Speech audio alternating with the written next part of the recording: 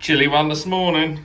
So that is with no heating in here. So yeah, obviously gonna have to have a heater, or I've got a double glaze these anyway, which is gonna make a difference. I don't know if it doesn't feel like 2.8 degrees in here, I will say. I don't know how precise that is, or is it because it's sitting? Actually, that could be a very good point. Sit it over there somewhere, see if the temp goes up. Shut that door.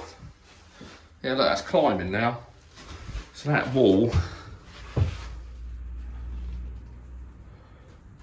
Yeah. Anyway, today we've got to peel back the grass. Don't worry, I won't kill it. And then we've got a little, if I go in here. So this is our good old friends. A lot of you would have seen these people. Eco-filtration. Nice little bargain. So just a 2-inch. I'm not running 3 or 4 inch on this. I'm just running 2-inch. So I just need to be out here this morning working out what's the best way to do this. Because what I didn't want to do is put a false floor in on top of the existing floor, because I'm going to lose nearly 100 mil. So I've got to try and fathom out a good way to do this. I'm going to have a look how long the screws are. But yeah, I've got to fathom out a good way to do this. So I don't lose anything. So it means cutting into the shed floor. Because as I say, you imagine if I lose that on the top, off the bottom, that's spread over the surface area. That's probably, I don't know, probably 100, 200 litres lost. We don't want that. So I'm going to peel the grass back, see what we find underneath. And then, in hindsight, I might have wished I'd gone for a bigger one, but never mind. There's not actually that much space, is there? But yeah, okay, right, we'll get on with this. And then I'll come back to you with how I'm going to do it, I suppose. Good to see. No rot on the floor. I've noticed you see all that rubber. So where I used to have my wheelie chair here, it's obviously ground down there. You can see where there's areas that have ground down, but that's where my bottom drain's going. I might just use that. That'll do. So what I'm going to do now is I'm actually going to take out that run. So those 2 boards, I'm going to take them out and then make a decision of how I'm going to do it. But I think for now that's going to be the easiest way. That screw there, a loose screw. Look at that. Must have dropped that when I put this in, but yeah, no rot at all. I silicone sealed all the joints as well, which was very good of me, and not like the bodge that I'd usually do. So I'm going to get those 2 boards out and then we'll come back. I think I'm going to have to shift it slightly that way. At the moment that's dead centre because I've got a beam runs through here. So you can see the next beam that runs along, joist. But I also put additional framing in here, so I just need to be a little bit careful. But yeah, let's get them 2 boards out and we'll see what it looks like. Well, it'll look like 2 boards have been taken out.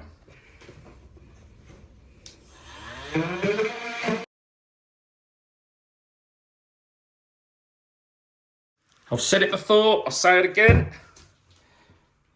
Oscillating multi-tool, one of the best tools you'll own other than drills. Right, those with an OCD, including me actually, but it made sense. Look away. So that was centre. That would have been making or taking 2 boards out and a little bit of this one. So what I've done is I've just moved it slightly off centre, only by what, 20 mil maybe. And it just means it now aligns with that board, which will make things a lot easier. So yeah, hopefully I've got it all chopped out, but let's have a look. Let's try jimmy it up and we'll see where we go. First look of underneath and you think, oh, the membrane's looking good. There's a bigger issue than that. So underneath here is a membrane. Obviously water's got, so it's all right. Is it all right over here? Yeah. Where the membrane underneath is sagged and a bit of water's probably got down, I need to flat that up rather than down, if that makes sense. But, yeah. It's a good inch. Oh, that explains the smell, doesn't it? Fuck me, it reeks. All right. Best get that sorted, don't we? Crisis averted. We're back on track. So what I've done, just using the scraps of wood, very, very crudely I had. It's groundwork, it's not cookery, you ain't going to see it. And it meant I didn't have to go and get some wood out of the shed. So what I'm going to do is I'm actually going to concrete. I could have faffed around with building a timber frame, but it'd be much better out of concrete. It'd be more secure. And actually, there's a concrete foundation underneath that a shed used to sit on. That's about 4.5 inches thick, which is handy. So all I've done, and it means I can bring that concrete up underneath them ledges, and then what I'll do is I'll concrete round. So I've got a 25mm ply to go on top of here to spread the load. But what I want to be able to do, because the screws are only about 25mm long, obviously if I was to sit that below the ply, it's not going to, the screws aren't going to reach. So I'm actually going to leave this square out, concrete, get the ply on with this square cut out, if that makes sense. And then I can, once it's all in, I can just chamfer the last bit of concrete around the bottom drain. And it should look nice. Well, it won't look nice, but it'll work. So next, I've just bloody blunted my multi-tool, got a wood bit in there. Didn't realise there was a nail in something that I was trying to cut. Bit of a piss take, but never mind. So yeah, next step, go knock up a load of concrete. I think I might have some rapid set somewhere, which is handy. And then we can get that done. We're back. The old wheelbarrow, 6 years that's been going now. Every year I write it off. And it does another year, bless it. But we knocked some strong concrete up. And then we're just getting this in. So we've got our level on standby.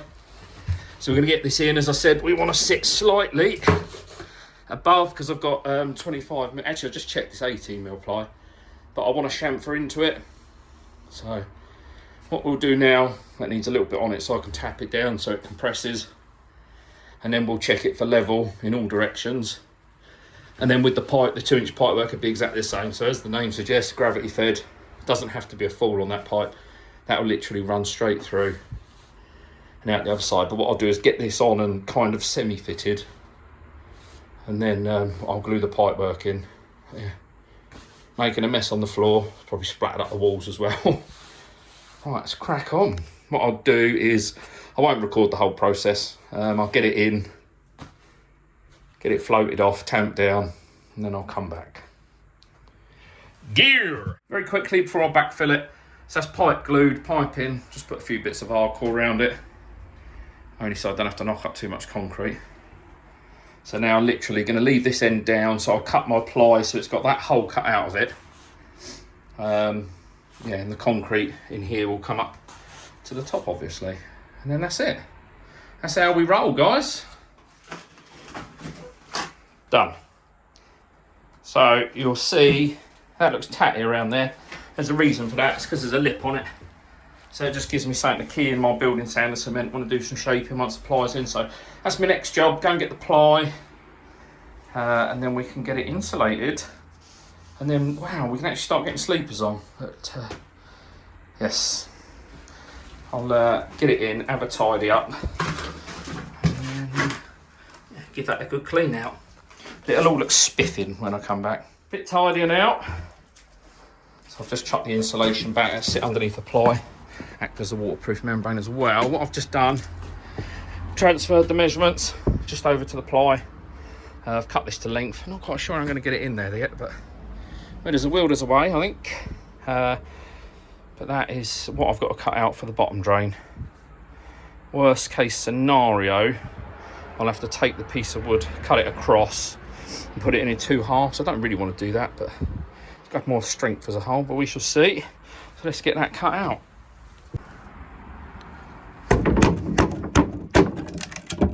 Boom.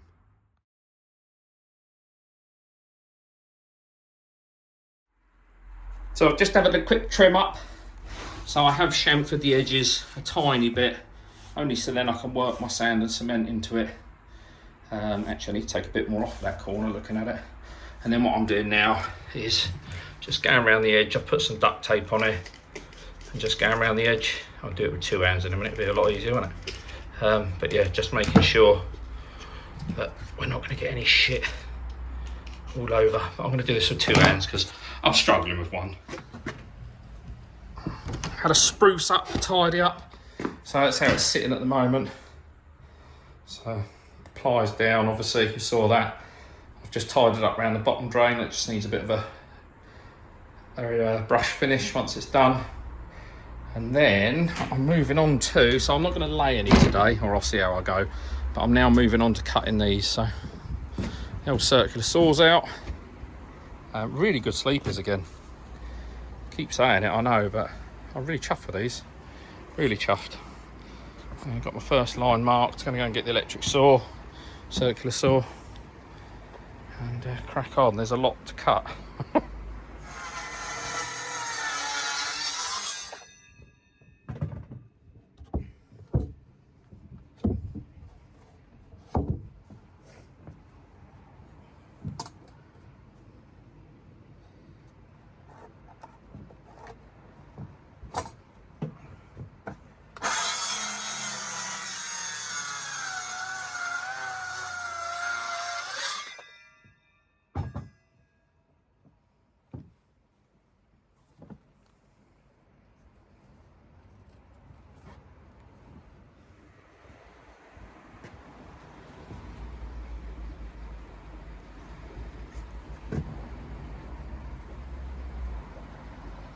Check it out.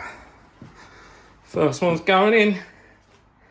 It's a nightmare because you've got to pull them forward to get the screws in. Didn't really think about that. So the ones this way, the next lot up, where you've got the longest one on the edges and the cut one in the long length, if that makes sense. Somehow I'm going to have to either cut them outside or I'm going to have to do it like, what's that joint? What do they call it? Oh, bugger. I'll put it on the screen. That might be easier, to be honest. But we shall see. Nonetheless, that's the first one going in. Way. Ladies and gentlemen. First course is in, but had to move the trims because I've forgotten. That was a pain. I'm getting tired now. But first fuck up on this pond. Not a disastrous one, to be fair. I marked centre of the bottom drain. For some reason, I moved it slightly, didn't I, because of that beam that went across. But I was thinking that was the furthest edge, not the centre.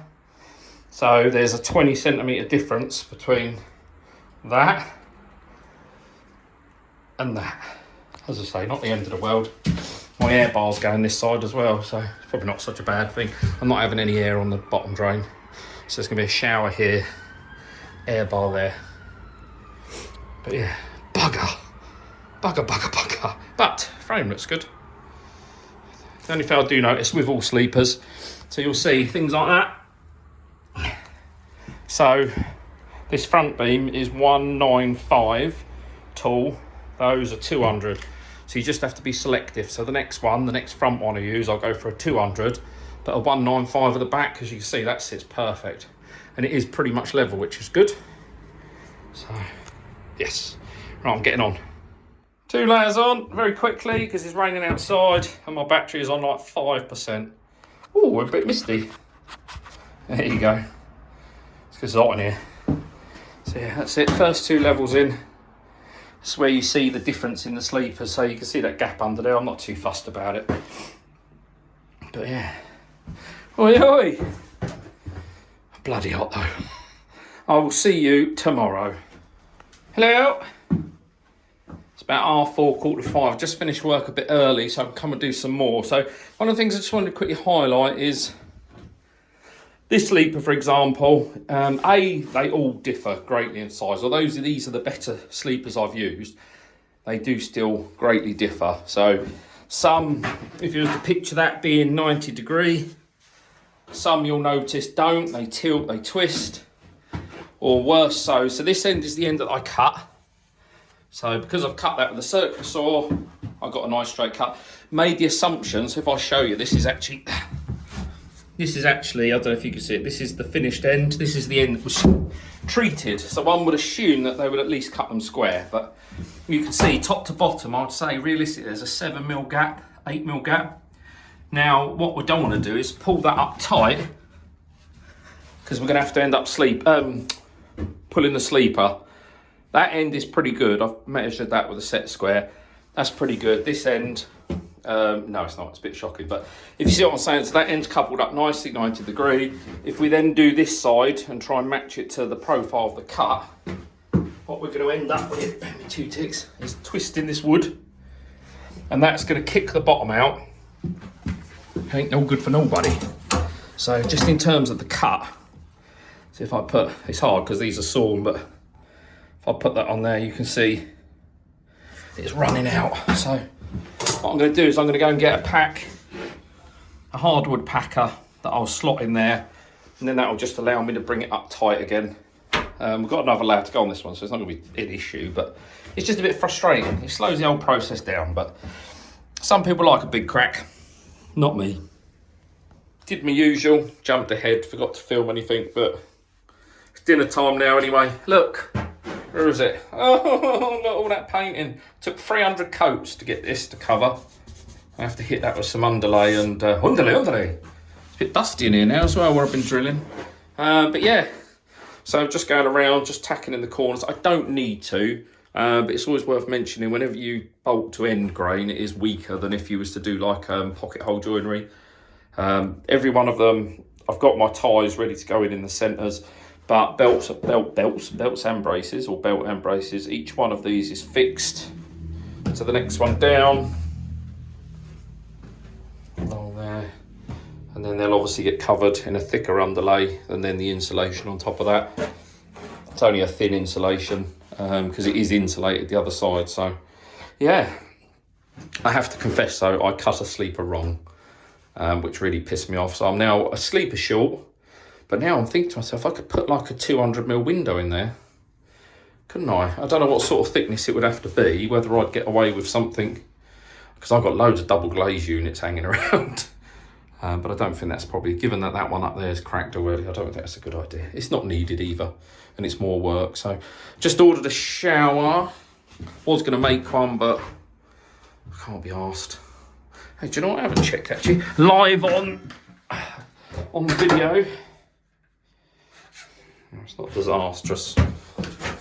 There's a bit of movement in these sleepers because some of them aren't cut particularly well. You know, I'm doing this without checking first, so this is very much live. Oh, what about that one? Oh no, it's all with brackets. I've still got to put on. Let's put them over there. Run out of room. They're them shim packs I was talking about. I used to have loads of plastic ones, but just using walnut. Nice and dense. Oh dear, I've got room to swing a cat. This one worried me slightly because the last sleep that I put in was cut really wonky. Actually, it's not disastrous. It's probably at very most about 2 or 3 mil. And then last but not least, we're doing all right at the moment, aren't we? Let's pull that hammer out of the way. Don't stop. It's hammer time. So what are we on that one? Probably again a couple of mil, but if I was to turn that level round now, it'll go. Yeah, I'm happy with that. That'd be all right. You can see the difference. So from the last one down, you can see there's probably 3 or 4 mil difference there, and that is that 3 or 4 mil difference that would drop that end. Yeah, but I can take that out with packing up when I do the coping. I was going to go one more, a little bit higher, so I've got some 4x2 that would have sat on top of here, and then the coping, the wooden coping. But I quite like the way it finishes with this. I'm going to lose 50mm or 5 centimetres or 2.5 inches across the overall, but it seems high enough as it is, I think. But yeah, bottom drain's gone off nice and solid, and I'm done in for tonight. I'll see you later on. Check it out all. Finished, done. Gone nuts with the expanded foam. So this is just around the just any voids that are around the edge. It's tight up this end, so they're barely, but because of the window, obviously I'm then left with a gap. So just for, not a support, I don't know why, just for peace of mind, I suppose. Everything's bracketed. Didn't use the straps in the end, so what I've done is every sleeper is bolted 1, 2, 3 through each. There's on the ends brackets again, and then again 1, 2, 3 onto the next one. And I've just gone past where there's differentials in or differences in the timber. I've just done a bit of expanding foaming, because some of these, as you imagine, they're cut slightly on the piss, so they sit down, but when squared up you get a little bit of a gap. But I've had to put a step in because I'm struggling to get in and out now, so if I turn the camera around, it comes out up to your waist. So me being short and everything. But yeah, that's it. So just ordered the liner from Kirky's Koi. I'm going to get the next step. I'm going to get the felt in the corners to cover the brackets. Obviously that's important. And then I'll get the insulation in. I'm only going to use a foil insulation and then a felt over the top, just as protection. And then that's it. So it's a butyl liner, box weld. Kirky did me a fantastic price on it, but I'll talk more about that when it arrives.